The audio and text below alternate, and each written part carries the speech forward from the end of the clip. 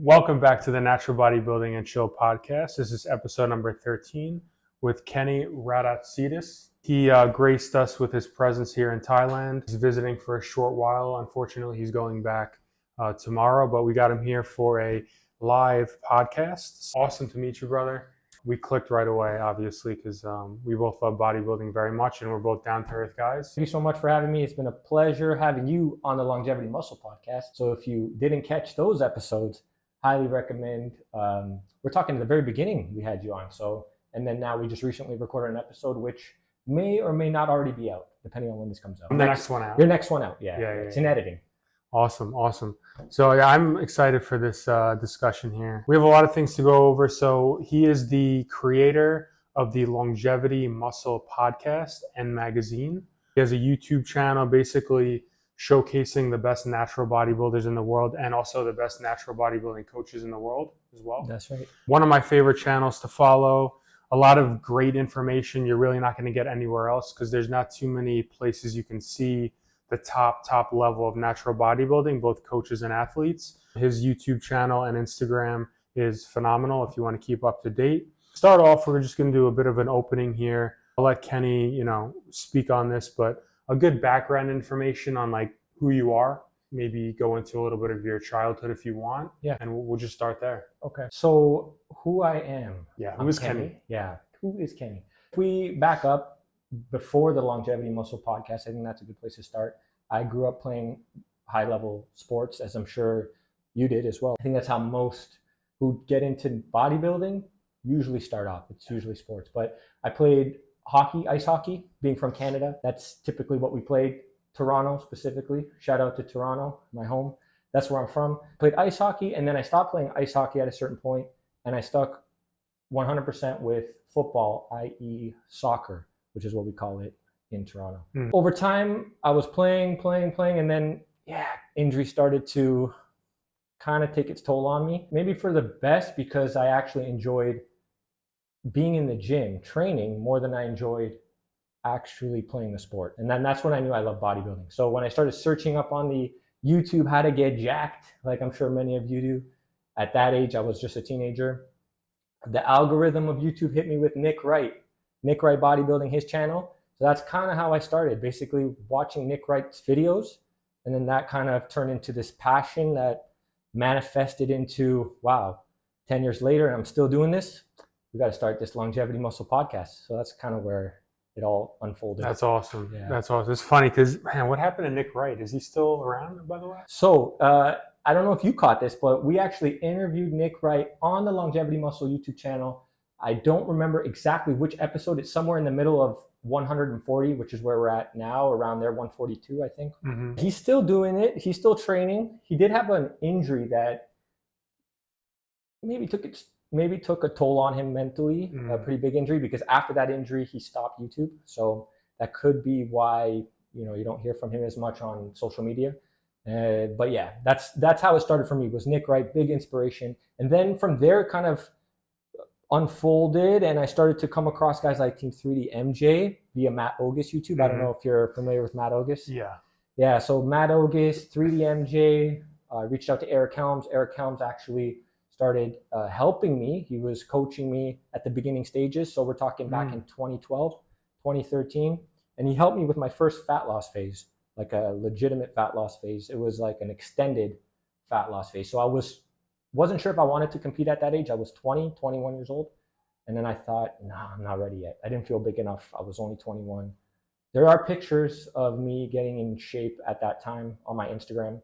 Just my full name. Link will be in the show notes, I assume. Yes, absolutely. You can go check that out. That was around 2014 when I ended that cut and started posting a little bit of those photos and the progress of that.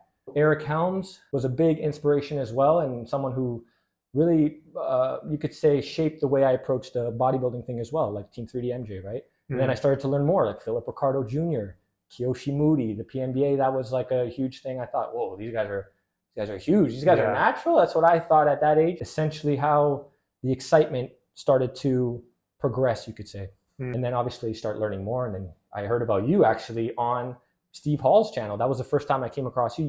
You were interviewed. Gary was interviewed by Revive Stronger. Shout out to Steve Hall, who we also had on the podcast, Longevity Muscle Podcast.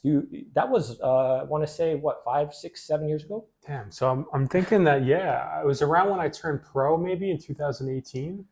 So that must have been 5 years or so. And I'd like to have Steve on here. Yeah. Because he's just such a nice guy and very knowledgeable about science. Shout out to Revive Stronger. Excellent YouTube channel for natural bodybuilders. Yeah, so when you talk about like Nick Wright, Matt Ogus, those are a lot of the guys that I saw when I first started to come up in the game. Lane Norton, Team 3DMJ, obviously, Chris Jones. That was like the heyday of fitness YouTube. Very entertaining, but also they gave out a lot of good info when there wasn't that much good information on the internet. So it was a really cool time for bodybuilding in general, but specifically natural bodybuilding. Went over pretty much how you initially got into natural bodybuilding, right? Came from soccer and ice hockey. Then you found Eric Helms, and I'm assuming the rest is history with the YouTube culture and everything. Essentially, the pandemic was when I started the Longevity Muscle, the brand itself. Wow. Yeah, that was around that was an interesting time. And then, okay, what am I going to do right now? Everything's shut down. We have all this time. And my girlfriend actually was someone who inspired, like, hey, why don't you start a podcast? You've talked about it for so long. This could be a good time. And that's when I pushed the start button on the podcast. Jeff Alberts was kind enough to be the first ever guest, the godfather, Team 3DMJ again, right? Yeah. And I thought, who better than him? Because he's a great representation of what it means to have longevity in this natural bodybuilding space, right? Yeah. So I thought that's a great person to start with. I know he's done a lot of podcasts, and I felt he would be a great first guest, and it was awesome. So picked a good one. Yeah, and then after that, everyone I reached out to started saying, yeah, I'll come on, and then that's how that progressed too. So perfect. Yeah. This is a good question, because if you only seen Kenny like through podcasts and just his face in the camera, like you actually don't realize how much muscle he has. My next question, by the way, this is a lot from my viewers and followers on Instagram that send them to me. Got a lot of good questions here. But have you ever competed before? If not, when? So even before I met him, I said, I hope he competes, because his passion for natural bodybuilding is just so high, like mine. I'm like, you have to compete eventually. He's like, yeah, maybe in the future I'll think about it. But I didn't really know what he looked like until he walked toward my Airbnb house here. And he's got a lot of muscle. So, Kenny, when can we see you on stage, man? Because now I really want to see you on stage. Wow, putting me on the spot, man. Me on the spot. Well, give us a ballpark. Yes. So here's the thing. I did mention at the beginning, I thought, okay, I wanted to compete when I was 21. I didn't, because at that time I felt like I didn't have enough muscle. It's funny how 10 years later I still have that same feeling, even though I have made, and I would think that I made progress during that time. So I think that with the priorities that I have going on, like my priorities with the business now with Longevity Muscle, but then I think to myself, man, there's always going to be something. There's always going to be something that you can say, well, now's not the right time. We've talked about this, right? It's very true. So I do want to do it definitely within the next 3 to 5 years. So here's the game plan for me. The next step is, let's do an extended fat loss phase. Let's get to single digit body fat. Like, let's start there. Let's see how I look. Let's see how I feel. I haven't done it in 10 years, like legitimate fat loss. Like mini cuts I've done, okay, but not to the point where I committed all the way through. I usually pull the plug, so then it's a mini cut at that point. I pull the plug after 4 to 6 weeks. Like, I'm going back to getting jacked. And this is what we love. That's the part we love. If you're not going to compete, you end up, for me, I end up pulling the plug, because I think, what's the point of this if I'm not going to compete? I'm not ready to compete. I don't feel like I want to compete right now. So I think for the first step, and this is what I want to commit to this year, I'm putting myself on the spot. I'm saying it now because maybe, or not maybe, it should keep me accountable to this. So that's why I'm saying it on the spot. Extended fat loss phase by summertime. I need to be in the single digit body fat. And then let's see how I look, how I feel from there. And then, hey, that's typically when contest season starts. So could be this year, or we cap it there and not get too out of shape, and then maybe next year. So that's kind of what I'm thinking, but we'll see how that progresses. Yeah, like you said, if you lean out, then you could assess, okay, what are my weak points, what are my strengths, and then maybe work on them, and then compete later on. That's the idea. That's exactly what I need to do. I want to see what's really lagging behind here. Where have I been a little bit delusional in terms of prioritizing certain, sometimes we prioritize what we enjoy training and what our favorite body parts are. That's like if you're not maybe on your level, right? Then every day is an arm day or something. Not for me. I don't do that, but I'm saying that could happen, right? I don't do that. Yeah, he has legs. I've seen them. Yeah, he has we're legs. gonna have to take a picture after so people can see. We went over this actually before we even started the video here, but have you ever coached before? If not, are you interested in coaching in the future? During the pandemic, I did some coaching. It wasn't for bodybuilding though. It was for rehabilitation more so, because that is what I went to school for mainly was, well, first I started off as a trainer. So here's a little bit of a background for those who may not know. And it's all available on my website, just also for those who don't know and are tuning in. But I started off as a trainer, and that progressed into, well, I dealt with all these kind of aches and pains and injuries when I was essentially not only an athlete before I got into the whole bodybuilding thing, but even as I started bodybuilding, I started to essentially build off of a physique that was dealing with a lot of compensation, a lot of aches, a lot of pains, these quote unquote imbalances that maybe you experience or have experienced. Maybe you have as well, Gary, where you're in the gym and things just don't feel right from left to right side of your body. This is what I went to school for in terms of not only the training side, but from a rehabilitation side. So I went to well, you could say maybe some of you know about this technique, but I studied muscle activation techniques, which is a private organization / school where you learn about the neuromuscular system and you learn about how to essentially help people who deal with these quote unquote imbalances, if you will. So one side of your body might have great contraction, great stability. If someone went and tested certain positions of your body, you'd be rock solid in all these positions. But then on the other side, maybe you got nothing. No matter how hard you try, the neuromuscular system just can't come up with the quote unquote contractile ability. Some may call that strength. That's a different thing. But you can't hold these positions. That's essentially what I'm helping people with, what I've helped myself with. And then that's where my career kind of came into play, because I went to school for that. That was like 7 years of my life was dedicated to that craft and learning that.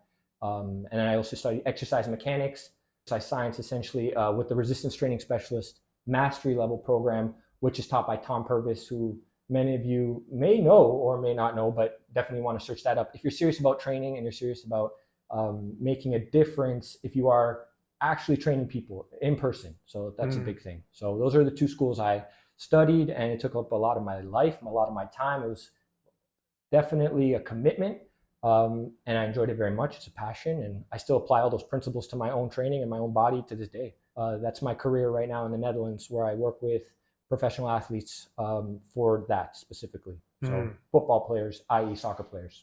Wow, that's a great vocation and an excellent skill to have for yourself. I'm sure you could treat yourself in many different ways, right? Absolutely. That's huge. Absolutely. Like, for example, before I train, I do a specific type of warm-up to help me to make sure everything's prepped. The neuromuscular system is firing. Everything feels the way I want it to feel, essentially, when I'm doing especially heavy training, which is what I enjoy. So I lift in like the 4 to 7 rep range. That's just what I enjoy. I don't typically go above that. I haven't in like 3 years really. And when I do, I tend to run into more problems. And that might come as a shock. You'd think it'd be the opposite, but for me, it's what I enjoy.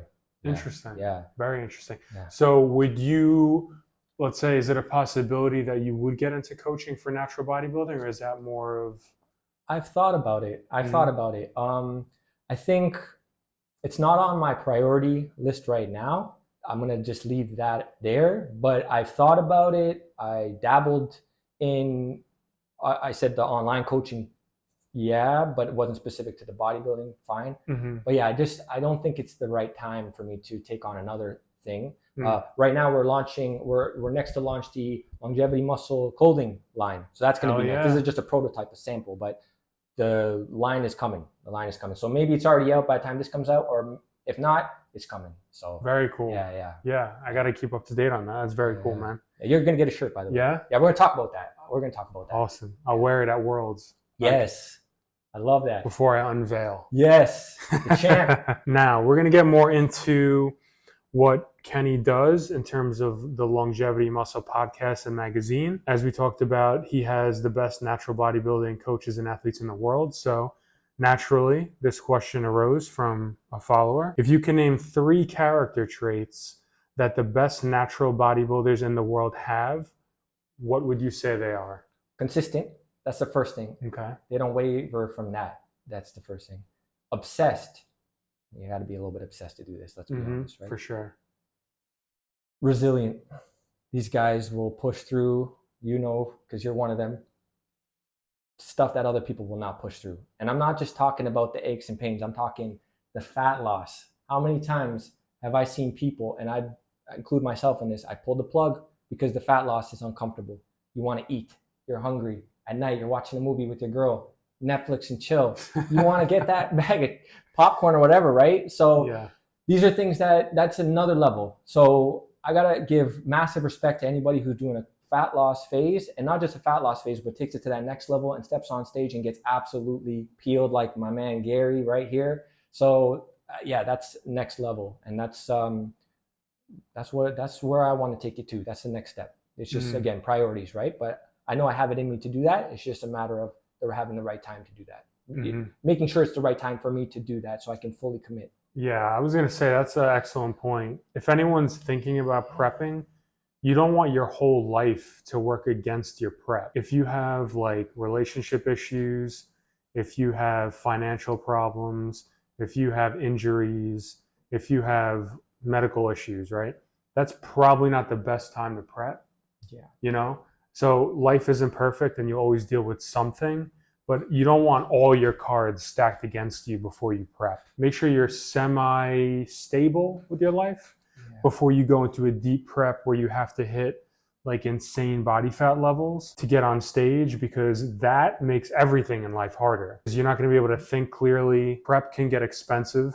You're not going to be able to spend as much time with your loved ones if you have relationship issues already. When you're in prep, everything gets amplified. All right, so this is basically the same question, just worded a little differently.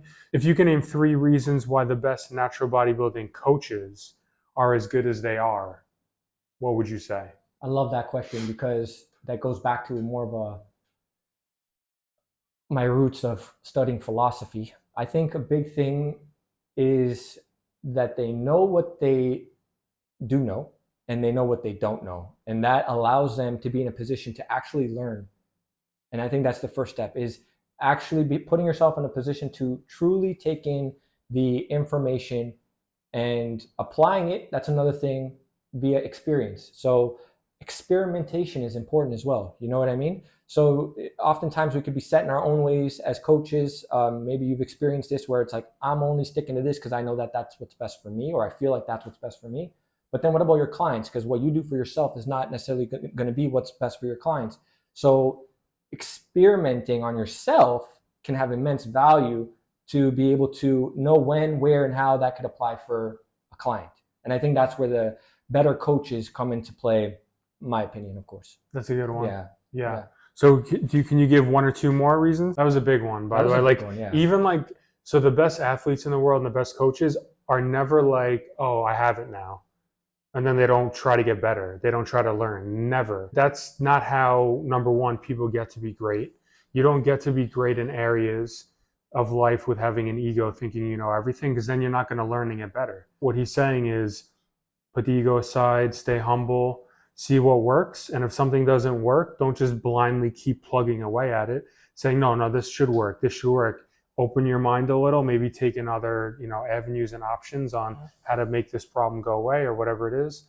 And that's really the right way to go about sport in most areas of life. Yeah, exactly. And I also think a lot of it has to do with the best coaches are usually the ones who are doing it full-time. Not always. There's some that are doing it part-time because they're trying to make it full-time and they have the knowledge, they have the education. But unfortunately, they don't have the sales.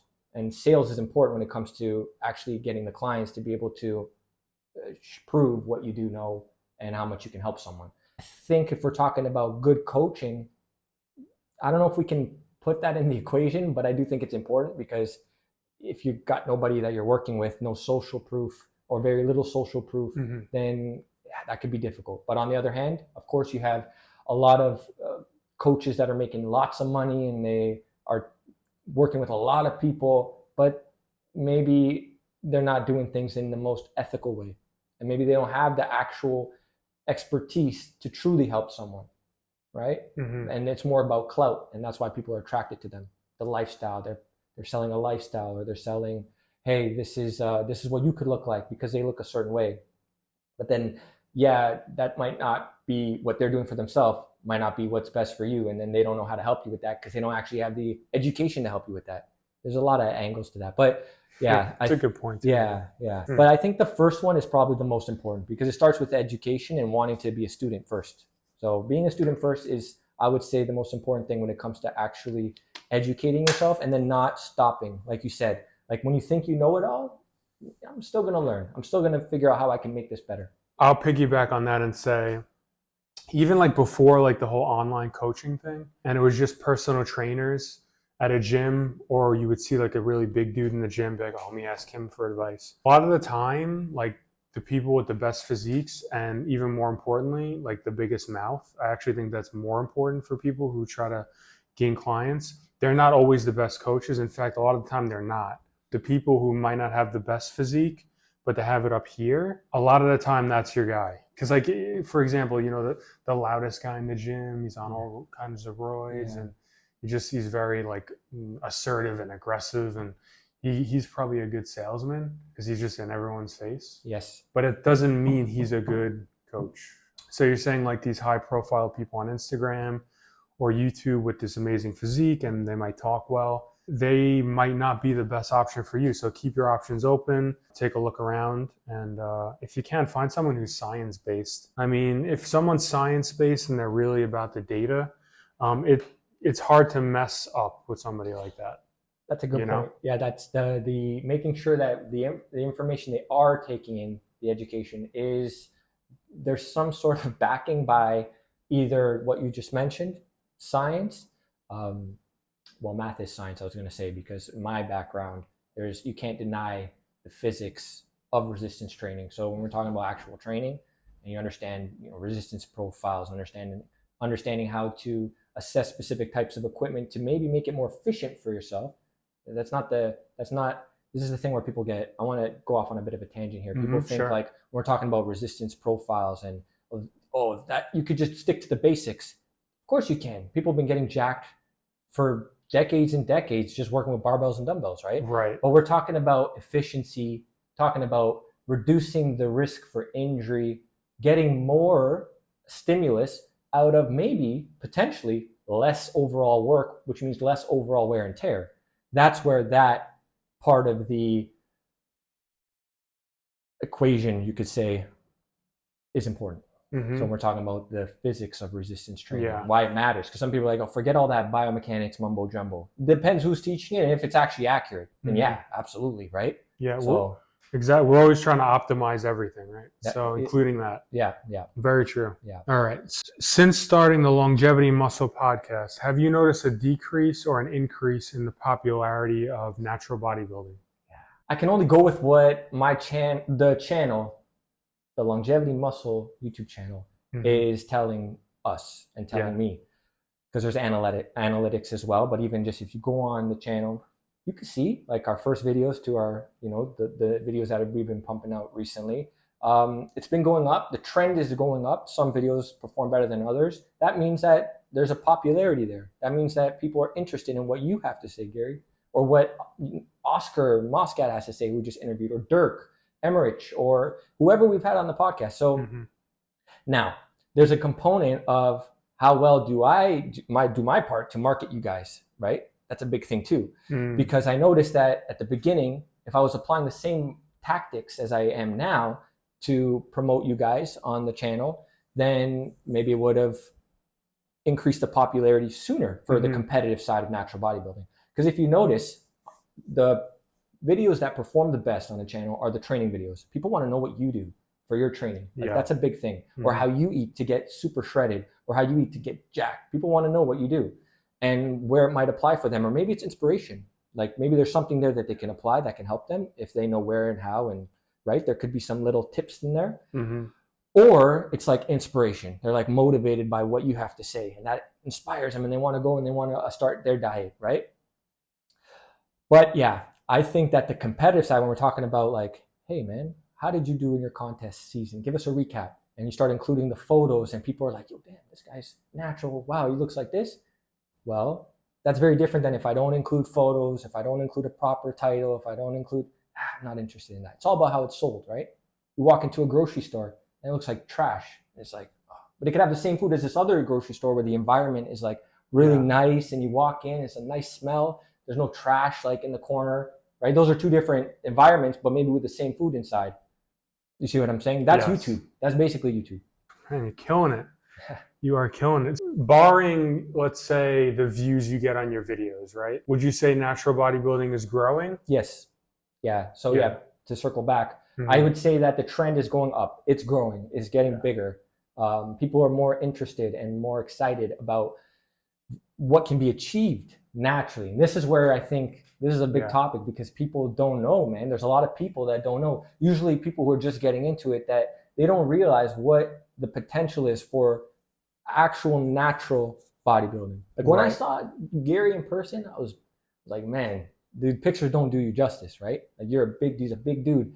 And we're talking 100% natural. You can tell also when you have experience, you've been doing this a long time, you can tell who's natural, who isn't, who's been dabbling, who hasn't.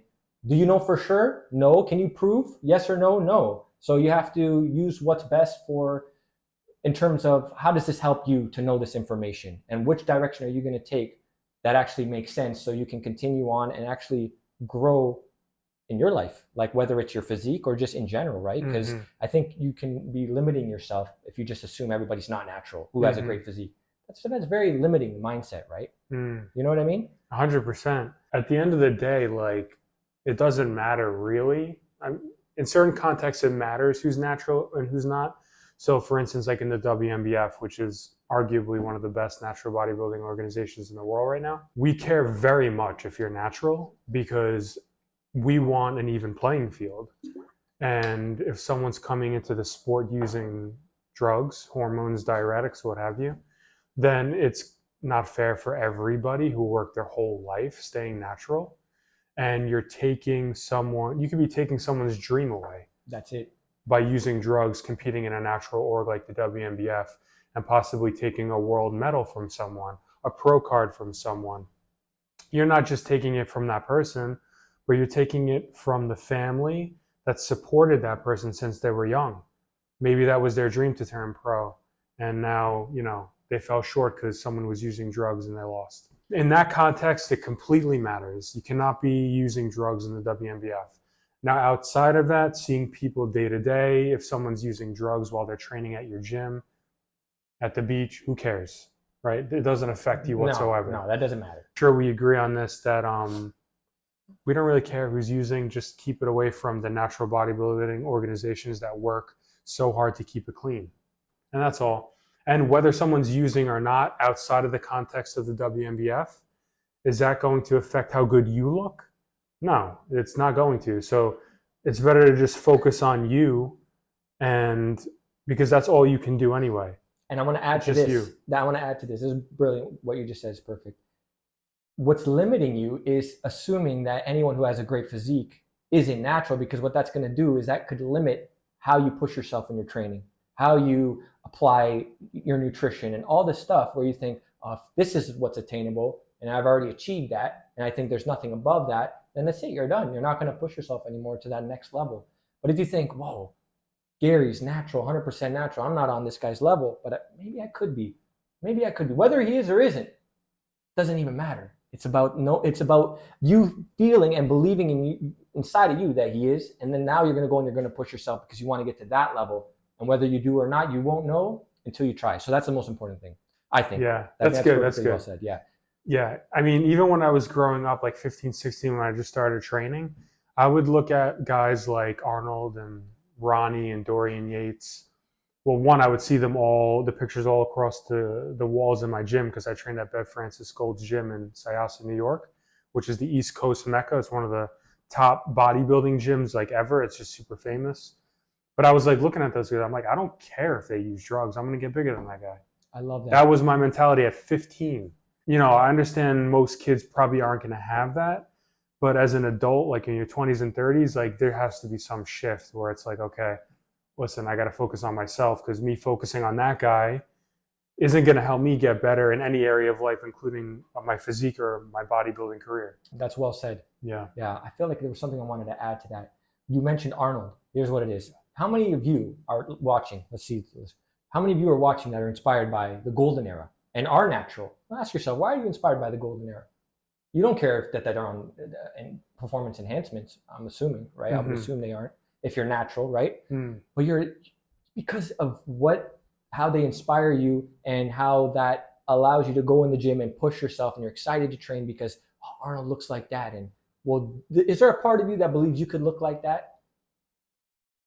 You're never going to look like Arnold. Nobody's going to look like Arnold. But there might be a part of you that that kid, like inside of you, is like, oh, I want to one day look like Arnold. Like, let's be honest. I think many of us had that. You said you wanted to. I'm going to beat that guy. Yeah. That's only because of how that mentality can then inspire you to go and take your physique to the next level. Whether it's Arnold, Mike Menser, that's a big one on YouTube now. Is Mike Menser. You know how many natural bodybuilders are following Mike Menser and their techniques? On the podcast, we've interviewed top level professional natural bodybuilders that are inspired, and their whole philosophy around training is Mike Menser, Dorian Yates, Ray Menser, this high intensity crew, Casey Viator, right? I think I said his last name right. But these guys were all enhanced. These guys have admitted to that. So, well, why is a natural community following these guys, and why are they so attracted to that? So there's a lot you can unpack there, but the point is that it doesn't matter. It's about having the right mentality so you can go in and push yourself, because it can't be proven or not proven unless they've admitted to it that they are on drugs. And then you're just like, okay, that guy just admitted he's on drugs. Fine. I respect that, or I don't, whatever, right? But when a guy is natural or says he's natural and you can't prove that he's not, what are we talking about here? Like, you can't prove that he is or isn't. So either you take his word for it and get inspired by it, or you limit your own what's possible. That's it. And are there people lying? Yes. Yeah. Are there people telling the truth? Yes. All right. So there it is. That's the facts. Last question before we do a little bit of a closing segment here. Do you think drug-tested bodybuilding will ever be in the Olympics? This has been highly debated on the channel, man. And then I'm going to add to it. Do you want it to be in the Olympics? Ooh, I think it would be really, really cool if it was in the Olympics, because I love natural bodybuilding and what it's provided me with, the purpose it's provided me with, the excitement, the going into the gym, training, and thinking about guys like Philip Ricardo, obviously, anybody who's been on the podcast, yourself, you name it, Kyoshi Moody, all these guys, right? Yeah. But if we're talking about in the Olympics, do I truly believe it can make it to the Olympics? There's a part of me that says it depends. Actually, let's start there. It depends, because it depends on if all these orgs can come together, which not going to happen, because we know that's a huge thing. That's a huge challenge. There's so many organizations. If we can identify who the world champion, because when the Olympics are going to ask, who's your current world champion? Right. And we can't accurately tell them who our current world champion is of natural bodybuilding this year. That's a problem when there's 15, right? Oh, there's 15 world champions. Oh, well, who's the one? We don't have one. We have 15. Wow, this is not serious. We can't take this serious. That's probably the direction it would go if there was ever a conversation. I'm just assuming, which is not good to assume, but that's the fun of this conversation right now. That's all we can do, right? But if we're talking about, if I believe it can get to the Olympics, it really does depend on if all the orgs can come together and then actually look professional and make a case for why it can or should be in the Olympics, and how this can actually help people and inspire people to get into weight training, essentially. That'd be awesome. Yeah, to get into weight training and look at this as something different than what it's currently looked at by maybe the masses, right? Because it's a small niche that's growing. It is growing. You know what's wild? I don't know if this is true, but wouldn't it make sense that natural bodybuilding is the largest sport in the world? Do you know why? Yeah. Why? Because majority of people who are going into the gym and training to build their bodies are natural. It's as simple as that. That's the answer. Yeah. Yeah. Majority of people are not on performance enhancing drugs. By the way, we didn't collaborate on that question before. We're on the same wavelength with that. Yeah. That was off the cuff. That was off the cuff. So we were thinking the same with that. I feel it didn't get brought up I feel Eric Helms might have talked about that on the channel. So that helped me with my answer there, because I feel like he brought that up in one of our conversations, and he was saying like, bodybuilding natural bodybuilding specifically, drug-free bodybuilding is the largest. If you want to, this is where it gets debated. Is it a sport or not? But we're not. Go check out that video with Eric Helms. That's all I have to say on that. That was pretty recent, where we talked about whether or not natural bodybuilding is a sport or isn't a sport. And people are going to get into the comment sections right now and say, oh, it's not a sport. Just watch the video. Maybe you might learn something. Or if you have your mind set and you're convinced that it's not a sport no matter what, that's your opinion. Yeah, you're entitled to that. Sure. That's all good as well. That's on you. So that's what I have to say on that. Anyone who goes to the gym attempting to get in shape is a bodybuilder. And if they're natural, they're a natural bodybuilder. They're just not competing. So they're a non-competitive natural bodybuilder. It is the most popular, you could call it a sport, you could call it an endeavor of sport in the world. I mean, millions of people, billions maybe. We have 8 billion people on the planet now? Yeah. I don't know, there's a billion will go to the gym maybe. So, I mean, here's the thing with the Olympics for me is that I don't want it in the Olympics if they can't give me 100% guarantee, I know that's real hard, that the drug testing is on point and no one can pass it if they're using PEDs. That's a great point. Because it is so corrupt. Have you seen Icarus, the documentary? Yes. Okay. One example of how corrupt the Olympics is, there's so many things now coming out about like how these countries like pay people off to pass drug tests and everything else. It's a terrible thing because when I was growing up, it was like the Olympics was like the holy grail of sport, you know, and I always wanted to be in the Olympics. And I always hoped that bodybuilding would get in and it would be drug free. Yeah. But now I don't want it to be in the Olympics because that's how corrupt it is. Only if drug testing is on point and we could siphon out the drug users from not. That's why I would want it. Otherwise I don't, because it's going to ruin the sport. Yeah. Because like some guy's going to win and we're going to look at him and be like, we sure he's natural?